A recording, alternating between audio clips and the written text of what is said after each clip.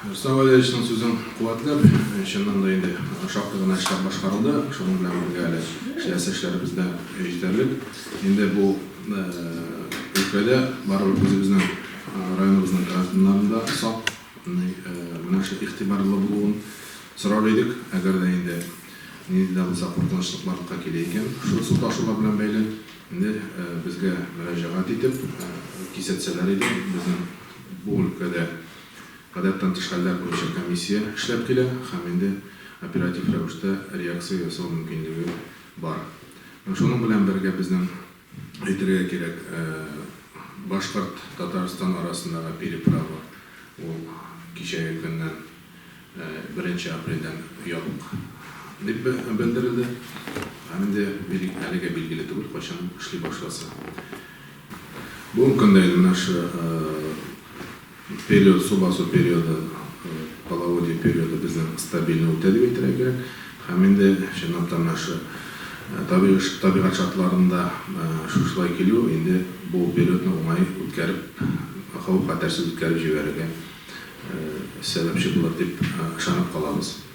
Қазір енді алдағы мәселеге көшеміз. Біздің 9 март білән район башқарма комитеті қарары шықты. Бұл енді біздің чисталық 2 айлығы білән бәйлі қарар.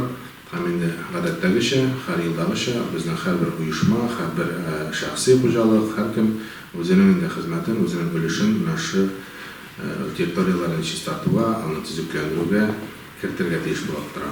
Бұл 2 айлық біздің апрель-май айларын өз ішін ала. Һәм енді Ақтанышта район өзегінде нинди ішлер башқарыны біз планлаштырамыз. Бұның тобында Ақтаныш ауыл жерлігі башқарма комитеті жетекшісі Леназ Рафаэль ұлы Шарипов атып келді. Xayrlı günler.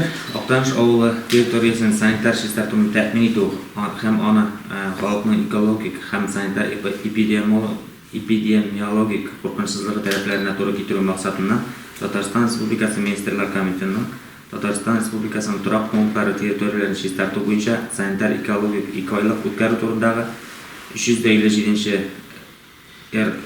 номерлі бұйрығы Ақтаныш ауыл жерлігі территориясын түзектендіру һәм санитар тұту қағидалары негізінде Ақтаныш ауыл жерлігі территориясын санитар экологик чистарту бойынша санитар экологик 2 айлық өткәру турындағы қарар Ақтаныш ауыл жерлігінде 2021 жылының 1 апрелінен алып 1 июньге қадар ұйышма предприятиялар, учреждениялар, коллективлары жерлік халық қатнашында жерлік территориясын шулай ук шәхси һәм көп фатирлы йортлар территорияларын чистарту, түзүкләндерү һәм яшелләндерү буенча санитар экологик 2 айлык игълан ителә. Күмәк эшне 24 апрель һәм 29 май көннәрендә оештыруга планлаштырабыз. Һәр атнаның санитар көне итеп җомга, шимбә көннәре билгеләнгән. Чисталык 2 айлыгы кысаларында оешма предприятие коллективлары тарафынан үз яннарын һәм билгеләнгән территорияларны яздан калган чүп-чардан, агач яфракларыннан, сынган ботаклардан арындыру, агач көсәләрен, бордюрларны акшарлау, юл буе полосаларын, автомобиль юлы кырларын чистарту эшләре башкарылыр дип уйлыйм. Бу эш җирлектәге һәр оешма предприятие, һәр хуҗалык катнашында үткәрелгән очрактагы нәтиҗәле була. Хезмәт куйган җиребездән тыш үзебез яшәгән йорт тирәләрен тәртипләү, төзекләндерү һәр кайсыбызның гражданлык бурычы.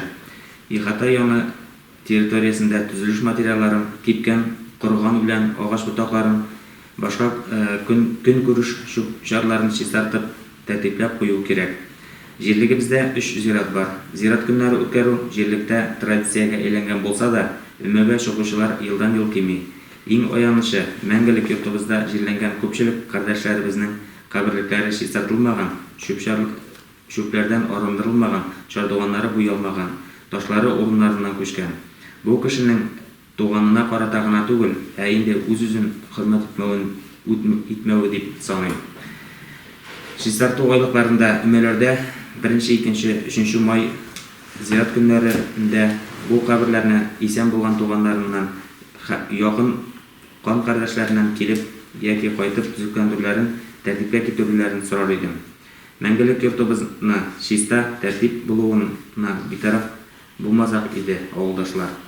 Экологик чиста, күзләрне һәм күңелләрне ял итерлек матур актанышыбызда яшәүе һәм бу матурлыкны булдыруда үзеннән өлеш кертә алу белән һәр актанышлы горурлана алсын иде. Безнең башкарган эшләребез киләчәктә буыннар өчен дә үрнәк булачак.